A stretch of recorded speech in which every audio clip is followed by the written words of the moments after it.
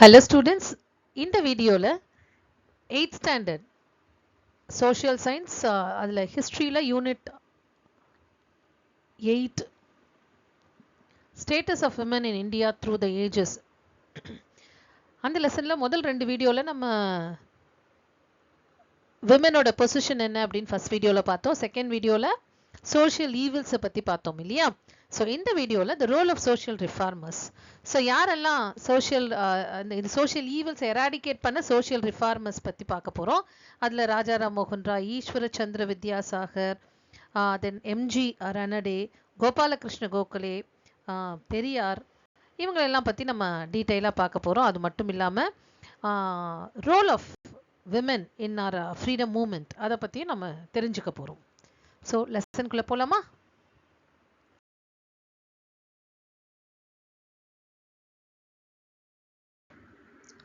So the role of social reformers இதுதான் நம்ம next பார்க்க போகிறது. இது வந்து உங்களுக்கு ஒரு 2 மார்க் கொஸ்டினில் கேட்பாங்க. யாரெல்லாம் இந்த சோஷியல் ஈவில்ஸை எராடிகேட் பண்ணவங்க அப்படின்றதுல முக்கியமான இருந்தவங்க வந்து ராஜாராம் மோகன் Roy, Ishwar Chandra Vidyasagar, Kandukuri Veeresalingam, MG Ranade and B.M. Malabari, Gopalakrishna Gokhale and Periyar EVR. So இந்த 6 பேரை மட்டும் நீங்கள் எழுதினீங்க அப்படின்னா உங்களுக்கு 2 மார்க்ஸ். இது வந்து ஒரு 2 மார்க் கொஸ்டினில் கேட்பாங்க. Name the social reformers who try to eradicate the social evils from the society அப்படின்னா இந்த 6 பேர் எழுதணும். இந்த ஒவ்வொருத்தரையும் பற்றி நம்ம டீட்டெயிலாக இப்போ பார்க்க போகிறோம். ஸோ இந்த சோஷியல் ரிஃபார்மர்ஸில் ஃபர்ஸ்ட் நம்ம பார்க்க போகிறது ராஜாராம் மோகன் Roy. So he was the first pioneer அப்படின்னு சொல்லலாம். அதாவது முன்னோடி, எல்லா சோஷியல் ரிஃபார்மருக்கும் முன்னோடி அப்படின்னு சொல்லலாம். He was a pioneer in the social reform movement. The first was the abolition of sati by law on humanitarian grounds. So அவரோட முக்கிய நோக்கமே என்ன அப்படின்னா abolition of sati. ஏன் இதை வந்து அபாலிஷ் பண்ணணும் அப்படின்னா, ஏன்னா அவரோட வீட்லேயே வந்து இந்த நிகழ்வு நடந்ததுனால ரொம்ப பாதிக்கப்பட்டார் இல்லையா? அவர் அன்னைக்கு வந்து இந்த சத்தின்ற உடன்கட்டை ஏறுதல் அப்படின்ற ஒரு கஸ்டம்ஸை மெயின்டைன் பண்ணுறதுக்காக அவங்க அண்ணன் இறந்த உடனே சிதையில் போட்டு எரிச்சிட்டாங்க இல்லையா? ஸோ அது that has got a great impact on him. And Rajaram மோகன் Roy, the pioneer of the Indian social reform movement, was a casteலெஸ் crusader of sati after having seen this practice in the case of his own sister-in-law. சிஸ்டர்-இன்-லான்னா யாரு? அண்ணி இல்லையா? அவங்க அன்னிக்கு இந்த நிகழ்வு நடந்ததுனால தான் he became very staunch in this crusade against sati. So இந்த சத்தியை ஒழிக்கணுன்றதுல ரொம்ப தீவிரமாக அவர் ஈடுபட்டதுக்கு காரணமே அவர் வீட்டில் அந்த நிகழ்வு நிகழ்ந்ததுனால தான். So he started his campaigning against this inhuman evil practice. So அதனால என்ன பண்ணாரு? இந்த ஒரு மனிதாபிமானமற்ற இந்த செயலுக்கு எதிராக ஒரு கேம்பெயின், அதாவது ஒரு பிரச்சாரமே பண்ணார். So the British government declare this act as culpable homicide. So அப்படின்னா என்ன அர்த்தம்? கல்பபிள் ஹோமிசைட் அப்படின்ற குற்றம் சார்ந்த கொலை. அதாவது இதை ப்ராக்டிஸ் பண்ணீங்க அப்படின்னா இது ஒரு கொலைக்கு சமமான ஒரு நிகழ்வு அப்படின்னு சொல்லியிருக்கார் அவர்.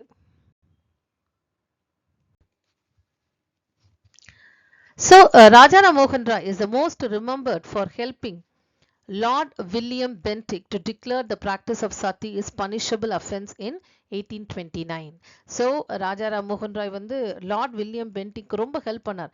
ஏன் அப்படின்னா இந்த சத்தியை வந்து சட்டப்படி தகர்த்தனம் அப்படின்னு நினைச்சாரு. அதனால with the effort taken by him, okay, Lord William Bentinck passed an act in the year 1829 abolishing sati. So சத்தியை வந்து ஒரு பனிஷபிள் கிரைமா அனௌன்ஸ் பண்ணிட்டாரு லார்ட் வில்லியம் பென்டிங்க். ஸோ அது யாரோட உதவியோட அப்படின்னு பார்த்தோம்னா ராஜாராம் மோகன் ராய் தான் உதவி செஞ்சாரு. அதாவது இதை வந்து இந்த ஒரு சோஷியல் ஈவில் இந்த சொசைட்டிலேருந்து எடுக்கணும் அப்படின்னு சொன்னது இவர் தான். And he also protested against the child marriage and female infanticide.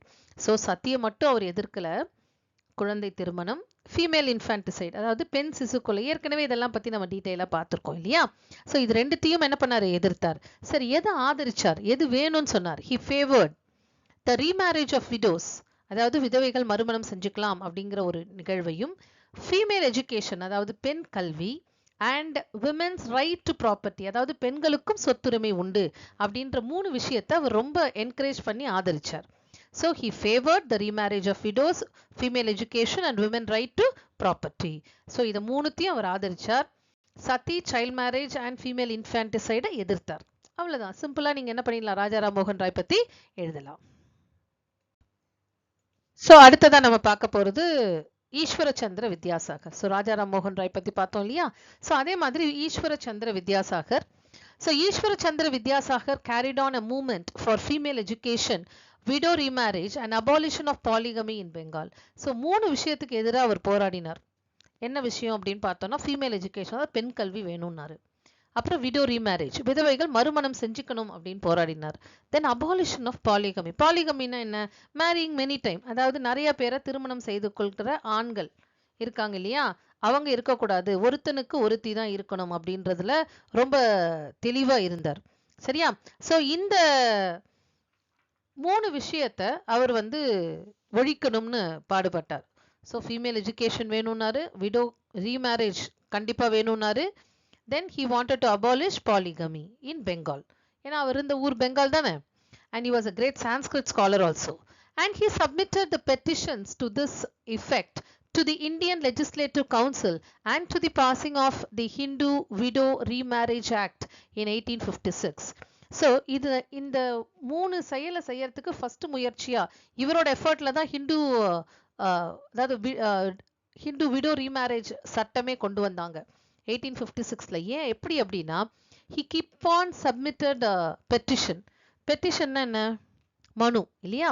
So அந்த இந்தியன் லெஜிஸ்லேட்டிவ் கவுன்சிலுக்கு பல முறை மனுக்கள் போட்டு விடோக்கள் ரீமேரேஜ் பண்ணிக்கலாம் அப்படின்ற ஒரு சட்டத்தை ஏற்படுத்துவதற்கு முன்மாதிரியா இருந்தவர் யார் அப்படின்னா இந்த ஈஸ்வர சந்திர வித்யாசாகர் தான். So with effort taken by him, Hindu Widow Remarriage Act was passed in the year 1856.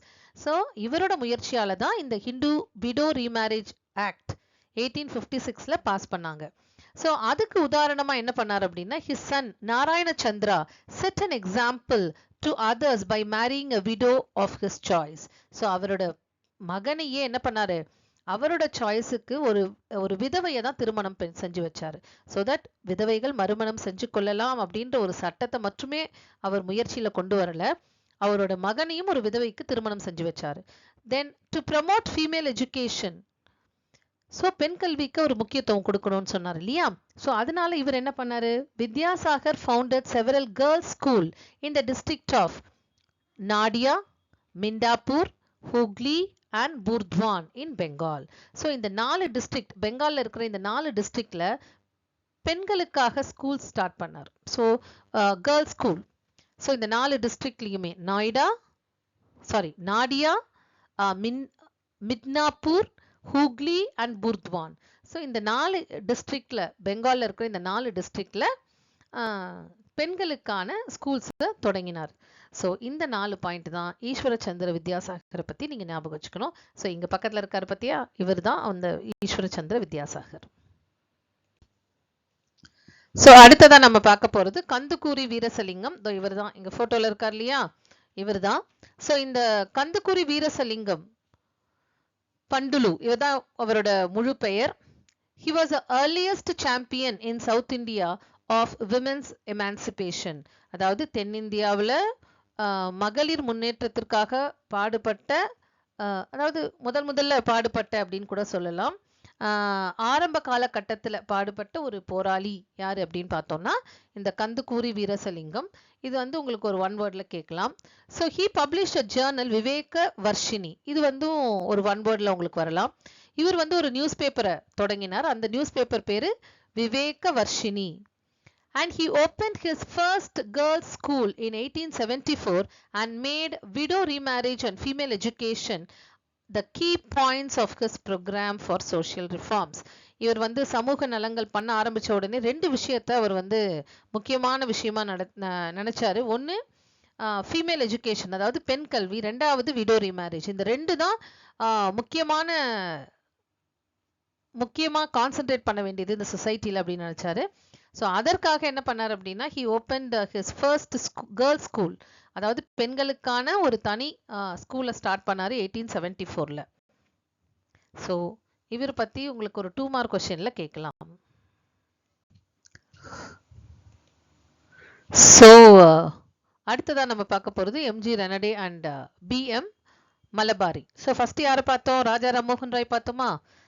செகண்டா Ishwar சந்திர வித்யாசாகர் பார்த்தோம். தேர்டா கந்துக்கூரி வீரசலிங்கம் பார்த்தோம். ஸோ நான்காவதா நம்ம யாரை பார்க்க போறோம்? MG ரெனடேவையும் B.M. மலபாரி அவங்கள பத்தி நம்ம டீட்டெயிலா தெரிஞ்சுக்க போறோம். ஸோ இது எல்லாமே உங்களுக்கு வந்து ஒரு பேராகிராஃப் கொஸ்டினா, அதாவது டீட்டெயில் ஆன்சரா வரும். இந்த டீட்டெயில் ஆன்சர்ல ஒவ்வொருத்தரை பத்தியும் நீங்க வந்து விரிவா எழுதணும். அட்லீஸ்ட் ஒரு ஒவ்வொருத்தரை பத்தியும் ஒரு 3 இல்ல 4 பாயிண்ட் எழுதணும். ஸோ இதை நடத்தும் போதே உங்களுக்கு புரிஞ்சிருச்சு அப்படின்னா உங்களுக்கு ஈஸியா எழுத முடியும். ஸோ இப்போ MG Ranade and B.M. Malabari பத்தி நம்ம பார்க்க போறோம்.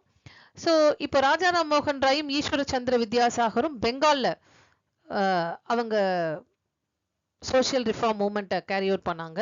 அதே மாதிரி கந்துக்கூரி வீரசலிங்கம் எங்க சவுத் இந்தியால, இவங்க எங்க அந்த ரிஃபார்ம் மூவ்மெண்ட்டை கேரி அவுட் பண்ணாங்க அப்படின்னு பார்த்தோம்னா பாம்பே பிரசிடென்சில. So in Bombay Presidency, M.G. Ranade and B.M. Malabari carried on the movement for the upliftment of women. So பெண்கள் முன்னேற்றத்திற்காக இவங்க என்ன பண்ணாங்க? நிறைய அமைப்புகளை உருவாக்கினாங்க. So in 1869, Ranade joined the Widow Remarriage Association and encouraged widow remarriage and female education and opposed child marriage. So இந்த கோபால், அதாவது MG ரன்னடே இருக்கார் இல்லையா, இவர் என்ன பண்ணார் அப்படின்னா 1869ல விடோ ரீமேரேஜ் அசோசியேஷன், அதாவது விதவைகள் மறுமண அமைப்பு அப்படின்னு ஒரு அமைப்பு இருந்தது. அதுல அவர் ஜாயின் ஆனாரு. And he encouraged widow to get remarry and he also encourage the female education, but he opposed child marriage. So இதெல்லாம் தான் அவரோட முக்கியமான விஷயங்கள். ஜென்ரலா பார்த்தோம் அப்படின்னா எல்லா சோஷியல் ரிஃபார்மரும் they opposed child marriage, polygamy and சதி இல்லையா? ஸோ ஜென்ரலா இது எல்லாருமே அப்போஸ் பண்ணது. இது யார் எதை எல்லாத்தையும் என்கரேஜ் பண்ணாங்க எல்லாரும் பார்த்தோம் அப்படின்னா விமன் எஜுகேஷன் இல்லையா, விடோ ரீமேரேஜ், இது ரெண்டுத்தையும் எல்லாருமே என்ன பண்ணாங்க? என்கரேஜ் பண்ணாங்க. ஸோ நீங்க ஜென்ரலைஸ் பண்ணி கூட நீங்க எழுதலாம். ஸோ எம்ஜி ரன்னடே, இந்த போட்டோல இருக்கிறவர் இவர் தான் எம்ஜி ரன்னடே. இவர் வந்து B.M. மலபாரி, இவர் ஒரு ஜேர்னலிஸ்ட்னா யார்? பத்திரிகையாளர் இல்லையா?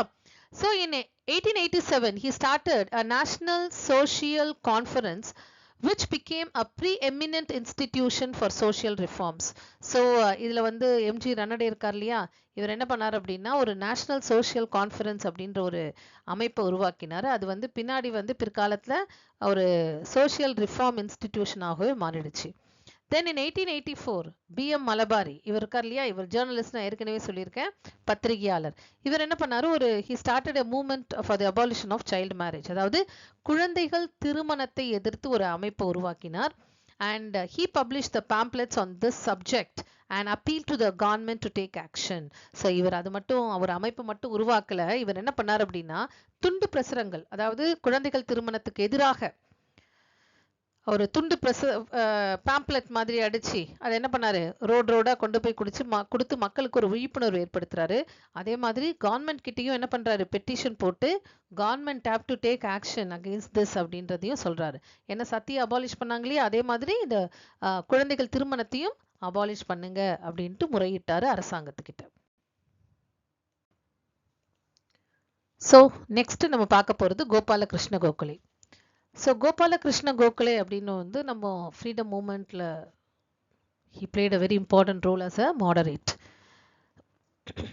In 1905, Gopala Krishna Gokhale started the Servants of India Society, which took up such social reform measures as primary education, female education and depressed classes upliftment. So இது வந்து 1905ல என்ன பண்ணாரு? இவர் வந்து ஒரு அமைப்பை உருவாக்கினார், Servants of India Society அப்படின்ட்டு. இது வந்து உங்களுக்கு ஒரு ஒன் வேர்ட்ல கேட்பாங்க.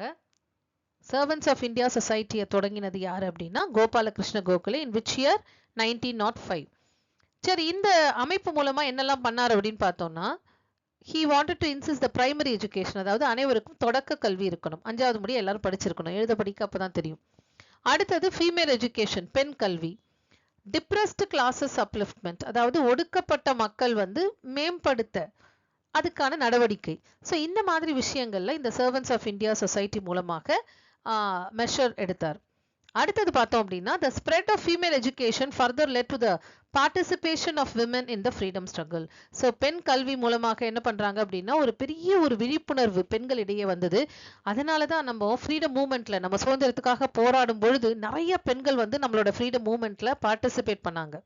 ஸோ அதுக்கு முக்கிய காரணமே பெண் கல்வி தான் இல்லையா?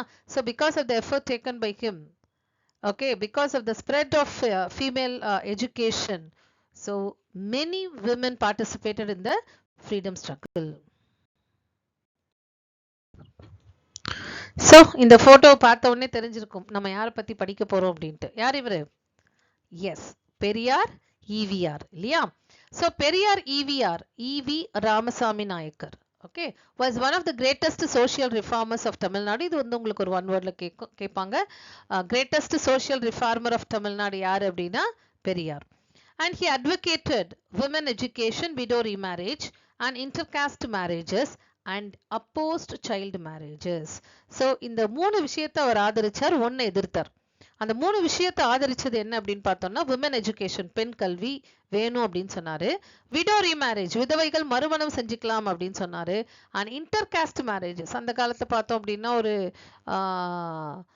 100 years முன்னாடி எல்லாம் இன்டர்காஸ்ட் மேரேஜஸ்லாம் இட் வாஸ் நாட் அலவுட் இல்லையா? ஸோ அது வந்து ஒரு பெரிய ஒரு குற்றமா கன்சிடர் பண்ணுவாங்க சொசைட்டில.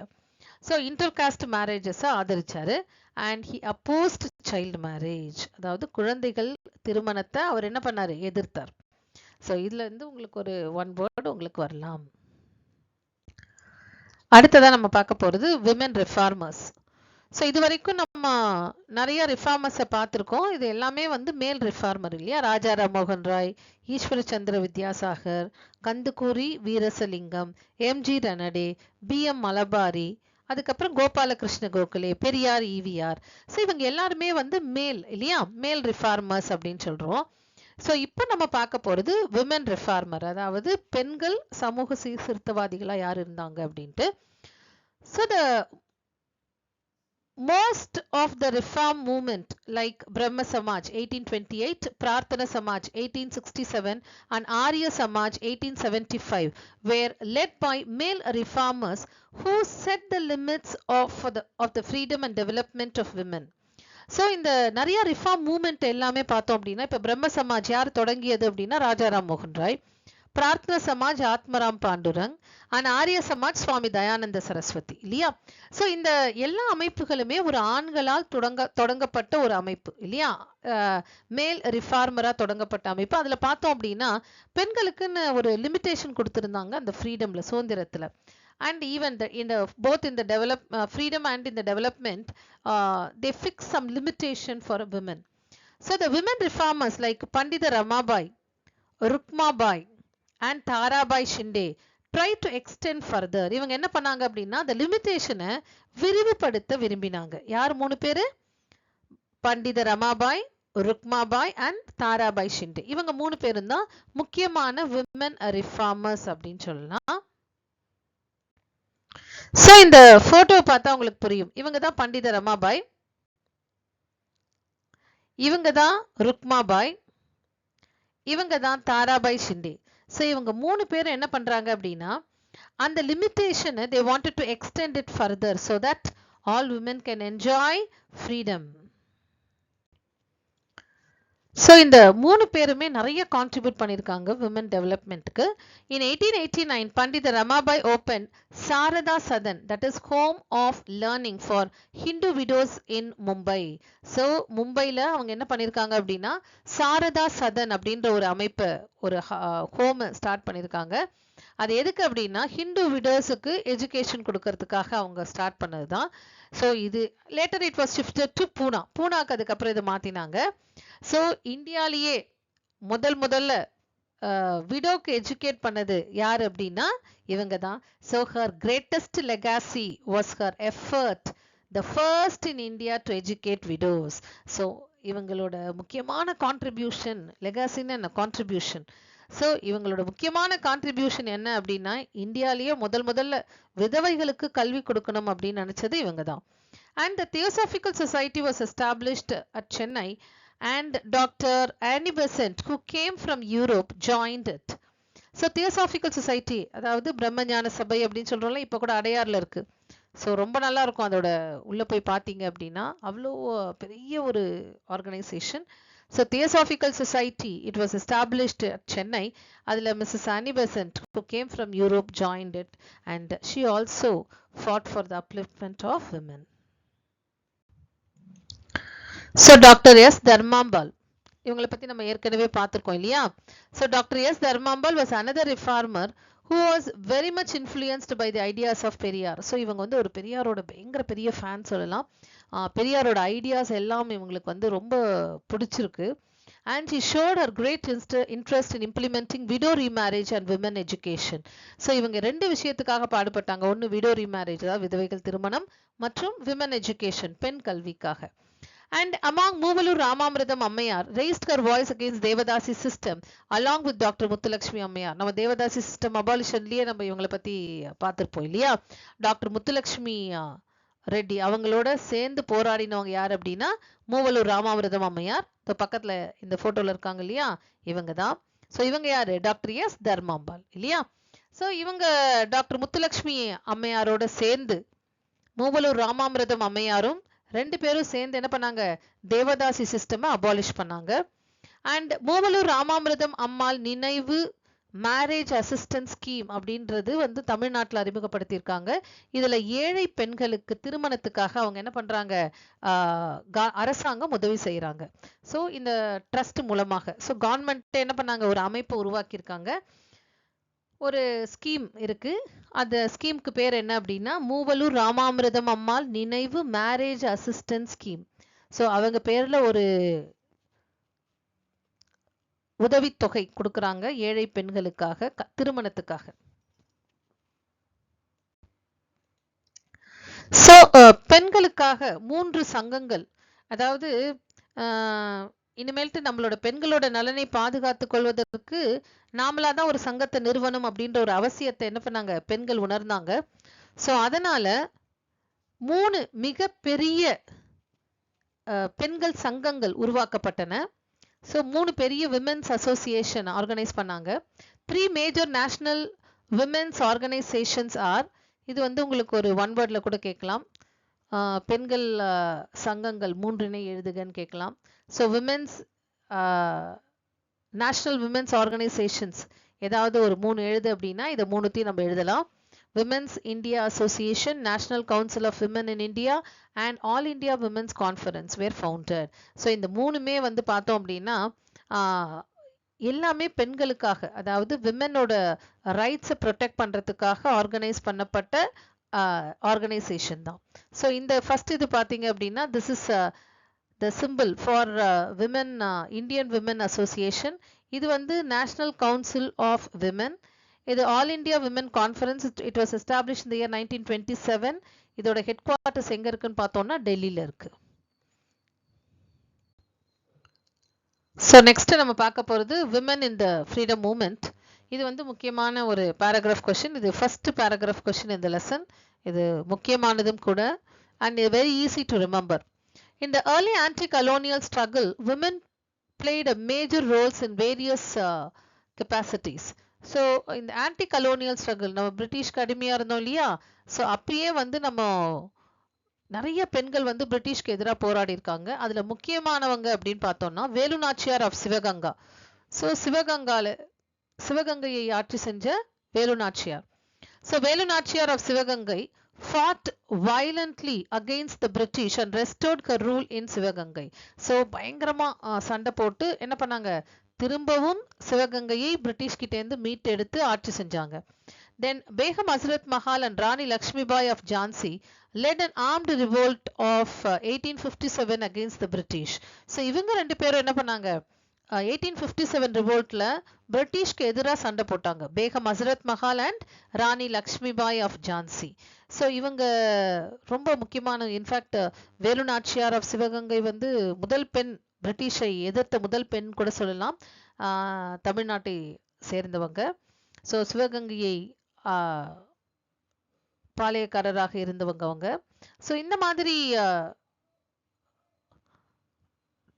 கொஸ்டின் வந்து உங்களுக்கு ஒரு ஒன் வேர்ட்ல கூட கேட்பாங்க. So name the women who fought in the freedom movement of our country அப்படின்னா எல்லாரோட பேரும் நீங்க செலக்ட் பண்ணி எழுதலாம். ஸோ இவங்க தான் வேலு நாச்சியார், பேகம் ஹசரத் மஹால் அண்ட் ராணி லக்ஷ்மிபாய். ஸோ ஜான்சியை ஆட்சி செஞ்ச ராணி லக்ஷ்மிபாய். அதே மாதிரி நம்மளோட சுதந்திர போராட்டம் இருக்கு இல்லையா, அதுலயும் நிறைய பெண்கள் வந்து என்ன பண்ணாங்க, கலந்துக்கிட்டாங்க. ஸோ இந்த freedom struggle thousands of women came out of their homes, boycotted foreign goods. அதாவது அந்நிய துணி இருக்கு இல்லையா, ஸோ அவங்க துணியை நாங்கள் ஃபாரின் கூட்ஸ் எந்த பொருளையும் நாங்கள் யூஸ் பண்ண மாட்டோம் அப்படின்ட்டு பாய்காட் பண்ணாங்க. அண்ட் மார்ச்ட் இன் ப்ரொசஷன்ஸ், அதாவது ஊர்வலத்தில் கலந்துக்கிட்டாங்க. டிஃபைடு லாஸ், அதாவது சட்டத்தை உடச்சி, அதாவது சட்டத்தை மதிக்காமல் இருந்தாங்க. அண்ட் ரிசீவ்ட் லத்தி சார்ஜஸ், அதனால அவங்க லத்தி சார்ஜஸ்லாம் வாங்கினாங்க. லத்தி சார்ஜஸ், லத்தியில் அடி வாங்கினாங்க. அண்ட் கோர்ட்டட் ஜெயில்ஸ், ஸோ ஜெயிலுக்கும் போனாங்க. ஸோ இந்த விஷயம் எல்லாமே வந்து ஆண்களுக்கு மட்டுமே உரிதானது கிடையாது. சுதந்திர போராட்டத்தின் போது நிறைய பெண்களும், அதாவது விமனும் என்ன பண்ணாங்க, ஃப்ரீடம் ஸ்ட்ரகிளில் கலந்துக்கிட்டு ஜெயிலுக்கு போயிருக்காங்க, ஊர்வலத்தில் கலந்துட்டு இருக்காங்க. ஸோ கீழே இருக்கிற அந்த பிக்சர்ஸை பார்த்தீங்கன்னாலே உங்களுக்கு ஒரு ஐடியா கிடைக்கும். ஸோ நிறைய பெண்கள் வந்து என்ன பண்ணியிருக்காங்க, பிரிட்டிஷ்காரங்கிட்ட அடியும் வாங்கியிருக்காங்க இல்லையா. சுதந்திர போராட்டத்தின் போது நிறைய பேர் அடி வாங்கியிருக்காங்க, அதில் பெண்களும் உண்டு.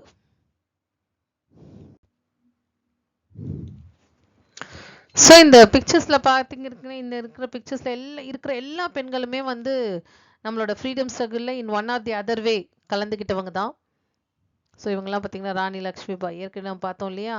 ஸோ வெவ்வேறு மாநிலத்தில் சேர்ந்தவங்க என்ன பண்ணியிருக்காங்க, ஒரு one or the other way they were responsible for the procession. ஒரு ஊர்வலத்தை நடத்தியிருக்கலாம், இல்லை ஒரு போராட்டத்தில் ஈடுபட்டிருக்கலாம். ஸோ அந்த மாதிரி இவ்வளோ பெண்கள், இது வந்து சும்மா கொஞ்சம் கம்மியாக தான் இருக்குது. இதை விட நிறைய பெண்கள் என்ன பண்ணியிருக்காங்க, நிறைய சாதனைகளை படைச்சிருக்காங்க நம்மளோட ஃப்ரீடம் மூமெண்ட்டில்.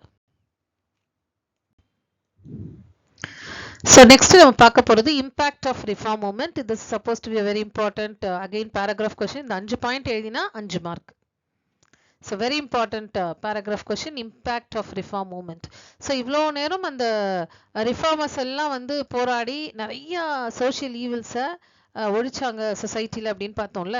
ஸோ அதோட இம்பேக்ட் என்ன, இந்த ரிஃபார்ம் மூமெண்ட்னால ஏற்பட்ட விளைவுகள் என்ன அப்படின்னு பார்த்தோம்னா, first point, significant advances were made in the field of emancipation of women. கண்டிப்பா இது ஒரு மிகப்பெரிய ஒரு தாக்கத்தை பெண்கள் முன்னேற்றத்தில் ஏற்படுத்தியது அப்படின்னு சொல்லலாம். ஸோ கண்டிப்பா ஒரு குறிப்பிடத்தக்க மாற்றங்கள் இருந்தது பெண்கள் சமுதாயத்தில். அடுத்தது, it created a national awakening among the masses. So ஒரு மிகப்பெரிய ஒரு நேஷனல் அவேக்கனிங், அதாவது தேசிய விழிப்புணர்வு இந்த ரிஃபார்ம் மூமெண்ட்னால ஏற்பட்டது. It created the feeling of sacrifice, service and rationalism. So இந்த ரிஃபார்ம் மூமெண்ட் எதை கிரியேட் பண்ணிச்சு அப்படின்னு பார்த்தோம்னா, தியாக உணர்வை, சாக்ரிஃபைஸ்னா என்ன, தியாகம், சர்வீஸ்னா என்ன, சேவை உணர்வு, ரேஷனலிசம் அப்படின்றது பகுத்தறிவு. இப்போ பெண்களுக்கு கல்வி கொடுத்ததுனால தான் அவங்க பகுத்து அறிந்து ஆராயும் திறன் உள்ளவராக ஆனாங்க இல்லையா. ஸோ அதனால சாக்ரிஃபைஸ், சர்வீஸ் அண்ட் ரேஷனலிசம், இந்த எல்லா ஃபீலிங்ஸையுமே மக்களிடையே கொண்டு போய் சேர்த்தது. தென் த பிராக்டிஸ் ஆஃப் சதி and infanticide where mat illegal. So சட்டப்படி சதியையும் இன்ஃபான்டிசைட் சிசு கொலையையும் என்ன பண்ணாங்க, சதி மற்றும் சிசு கொலையை சட்டப்படி குறைச்சிட்டாங்க. அடுத்தது, இட் பெர்மிட்டட் விடோ ரீமேரேஜ், விதவைகள் மறுமணம் செய்யலாம் அப்படின்ற ஒரு விஷயத்தை ஆதரிச்சாங்க, பெர்மிட் பண்ணாங்க. ஸோ இந்த 5 தான் முக்கியமான impact of the reform movement. இந்த 5மே ஒரு பேராகிராஃப் கொஸ்டினா உங்களுக்கு வரும். ஸோ இதில் இருக்கிறது பார்த்தோம் அப்படின்னா, இது வந்து ஒரு பாக்ஸ் இன்ஃபர்மேஷனாக கொடுத்துருக்காங்க. லெஜிஸ்லேஷனும் ப்ரொவிஷன்ஸும் அப்படின்னு கொடுத்துருக்காங்க. லெஜிஸ்லேஷன் அப்படிங்கிறது என்ன அப்படின்னு பார்த்தோம்னா, இட்ஸ் ஒன்லி லா. லெஜிஸ்லேஷன் அப்படிங்கிறது லா. அந்த லா என்ன சொல்லுது அப்படிங்கிறது தான் அடுத்தது. Right, okay. ஸோ இப்போ ஃபர்ஸ்ட் பார்க்க போகிறது Bengal regulation 21 of 1804. female infanticide was declared illegal. அதாவது குழந்தைகள் பெண் சிசு கொலை இருக்கு இல்லையா, ஸோ அதை வந்து இல்லீகலாக டிக்ளேர் பண்ணது இந்த law. Then regulation of 1829 practice of sati was declared illegal. So சத்தியை வந்து என்ன பண்ணாங்க, இல்லீகல் அப்படின்னு டிக்ளேர் பண்ணாங்க. அடுத்தது Hindu widows remarriage act 1856 it permitted widow remarriage. அதாவது விதவைகள் மறுமணம் செஞ்சுக்கலாம் அப்படின்ட்டு டிக்ளேர் பண்ணாங்க இந்த சட்டம் மூலமாக. அடுத்தது native marriage act 1872 child marriage was prohibited. அதாவது குழந்தைகள் திருமணத்தை என்ன பண்ணாங்க, தடுத்தாங்க. தென் சாரதாஸ் ஆக்ட். இந்த சாரதாஸ் ஆக்ட் தான் என்னது, Rai Sahib Harbilas Sarda's child marriage bill ஒன்று பாஸ் பண்ணாங்க இல்லையா. ஸோ அதுக்கப்புறம் அது என்னன்னு சொல்றோம், சட்டமான உடனே அதை சாரதா சட்டம், சாரதா ஆக்ட் அப்படின்னு சொல்றோம். 1830 the marriage of age for boys and girls have been raised இல்லையா. so the age of marriage was raised for boys and girls. so ஆண்களுக்கும் பெண்களுக்கும் திருமண வயதை என்ன பண்றாங்க, இந்த சட்டம் மூலமா தான் உயர்த்திக்கிட்டே வராங்க. தென் அடுத்தது பார்த்தோம் அப்படின்னா தேவதாசி அபாலிஷன் ஆக்ட் 1947. ஸோ நம்ம சுதந்திரம் வாங்கினதுக்கு அப்புறம் வந்த சட்டம் இது. It abolished devadasi system. So நம்ம ஆகஸ்ட்ல சுதந்திரம் வாங்கினோம், இது அக்டோபர்ல வந்தது இந்த சட்டம். So it abolish devadasi system. Devadasi சிஸ்டம்னா நம்ம என்னன்றத டீட்டெயிலா பார்த்தோம் இல்லையா. ஸோ இந்த தேவதாசி சிஸ்டம் அபாலிஷ் பண்ணிட்டாங்க. So we have come to the last topic of the lesson, women in independent India. So இப்போ இந்த independent Indiaல நம்ம எப்படி இருக்கோம் அப்படின்றது. So women in India now participate in all activities such as education, politics, medical, culture, service sector, science and technology. நம்ம எல்லாத்துலயும் என்ன பண்ணிட்டு இருக்கோம், பார்ட்டிசிபேட் பண்ணிட்டு இருக்கோம். Education, politics, medical, culture, service sector. Service செக்டார்ன்றது பேங்க், இன்சூரன்ஸ் எல்லாமே நம்ம சர்வீஸ் செக்டார் என்னன்னு பார்த்துருக்கோம் இல்லையா. Then science and technology. Even இப்போ வந்து இஸ்ரோவில் பார்த்தீங்கன்னா நிறைய சயின்டிஸ்ட் பெண்களாக இருக்காங்க இல்லையா. Then the constitution of India guarantees article 14 equal opportunity and equal pay for equal work. So even நம்மளோட கான்ஸ்டிடியூஷனே என்ன பண்ணுது, பெண்களுக்கு நிறைய விஷயத்தை வந்து உறுதிப்படுத்துது. ஆர்டிகல் 14 என்ன சொல்லுது அப்படின்னா ஈக்குவல் ஆப்பர்ச்சுனிட்டி, சம வாய்ப்பு, சம பே, ஈக்குவல் பே. ஆணா இருந்தாலும் சரி பெண்ணா இருந்தாலும் சரி ஒரே வேலை செய்யறோம், ஒரே பே தான். அண்ட் ஃபார் ஈக்குவல் ஒர்க், ஒரே வேலை செய்யற எல்லாருக்குமே என்னது, ஒரே பே தான் கொடுக்கணும் அப்படின்றது சட்டமே நமக்கு சொல்லுது. ஸோ இங்க பார்த்தோம் அப்படின்னா தெரியும். ஸோ டாக்டரா இருக்காங்க, பெண் கல்விக்கு முக்கியத்துவம் கொடுக்குறாங்க. ஸோ இந்த மாதிரி ஒரு அரசியல்வாதியா இருக்காங்க, மினிஸ்டர்ஸா இருக்காங்க, சீஃப் மினிஸ்டரா கூட இருந்திருக்காங்க, பிரைம் மினிஸ்டரா இருந்திருக்காங்க பெண்கள். ஸோ இந்த மாதிரி எல்லா ஃபீல்டுலையும் பார்த்தோம் அப்படின்னா நம்ம என்ன பண்றோம், வி ஆர் எல்லா பெண்களுக்கும் எல்லா ஃபீல்ட்லையும் உரிமைகள் அளிக்கப்படுது நம்ம இந்தியாவில். ஸோ இது இந்த ஃபோட்டோ கூட பிக்சர் கூட உங்களுக்கு ஒரு அவேர்னஸ்க்காக தான். லைக் நம்ம எதில் இருக்கோம், 3 விங் ஆஃப் ஃபோர்ஸ்லையும் இருக்கும். ஏர்ஃபோர்ஸில் இருக்கும், நேவியில் இருக்கும், and air force, navy and army மூணுத்துலேயுமே நம்ம இருக்கோம். சயின்டிஸ்டாக இருக்கோம், பேங்க்ல ஒர்க் பண்ணுறோம், தென் போலீஸ் டிபார்ட்மெண்ட்ல இருக்கோம், டீச்சராக இருக்கோம் இல்லையா. ஸோ போஸ்ட் ஆஃபீஸ், போஸ்டல் டிபார்ட்மெண்ட்லையும் நம்ம இருக்கோம். ஸோ ஈவன் ஹெவி வெஹிக்கிளை கூட நம்ம என்ன பண்ணிட்டு இருக்கோம், ஓட்டிட்டு இருக்கோம். ஸோ லோக்கோ பைலட், ட்ரெயின் டிரைவரை நம்ம என்னன்னு சொல்லுவோம், லோக்கோ பைலட் அப்படின்னு சொல்லுவோம். ஸோ லோக்கோ பைலட்டா கூட யார் இருக்காங்க, லாங் டிஸ்டன்ஸ் ட்ரெயின்லாம் கூட யார் ஓட்டுறாங்க, பெண்கள் ஓட்டுறாங்க. ஸோ எவ்வளோ ஒரு பெருமைப்படக்கூடிய ஒரு விஷயம் இல்லையா. The national policy for empowerment of women was passed under the National Policy on Education in 1986. So நம்மளோட நேஷனல் பாலிசியில் கூட, அதாவது நேஷனல் பாலிசி ஆன் எஜுகேஷன் 1986ல கூட பெண்களுக்காக நிறைய பெண்கள் மேம்பாட்டுக்காக நிறைய பாலிசி இன்ட்ரடியூஸ் பண்ணியிருக்காங்க. அதில் ஒரு policy, the new programme was launched called Mahila Samakhya Yojana அப்படின்னு பேரு. So its main focus was on empower of women. So பெண்கள் மேம்பாடு தான் இதோட முக்கியமான ஒரு நோக்கமே. ஸோ பெண்கள் முன்னேற்றம் அப்படின்னு சொல்லலாம். ஸோ மஹிளா சமக்யா யோஜனா அப்படின்றது தான் அந்த ஸ்கீமோட பேர், ப்ரோக்ராமோட பேர்.